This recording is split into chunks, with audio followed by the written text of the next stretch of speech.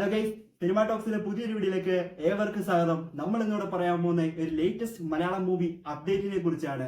നമ്മുടെ ദിലീപും വിനീത് ശ്രീനിവാസനും കൂടി ഒരുമിച്ച് അഭിനയിക്കുന്ന ചിത്രം ബബ്ബബ്ബ എന്ന ചിത്രത്തിന്റെ കൺഫർമേഷൻ ഇപ്പൊ വന്നിരിക്കുകയാണ്. ചിത്രത്തിന്റെ ഷൂട്ടിംഗ് ഏകദേശം തുടങ്ങിയിരിക്കുകയാണ്.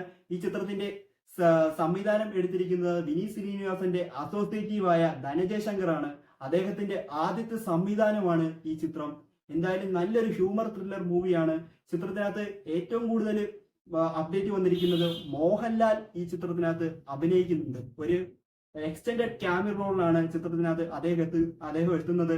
എന്തായാലും നല്ലൊരു ക്യാൻവാസ് മൂവിയാണ് ഈ സിനിമ. നല്ല ഹൈപ്പ് കൊടുക്കാവുന്ന ഒരു പ്രതീക്ഷയുള്ള ഒരു മൂവിയാണ്. അതുപോലെ തന്നെ ഈ ചിത്രത്തിന്റെ പ്രൊഡക്ഷൻ എടുത്തിരിക്കുന്നത് ഗോകുലം ഗോപാലിനാണ്.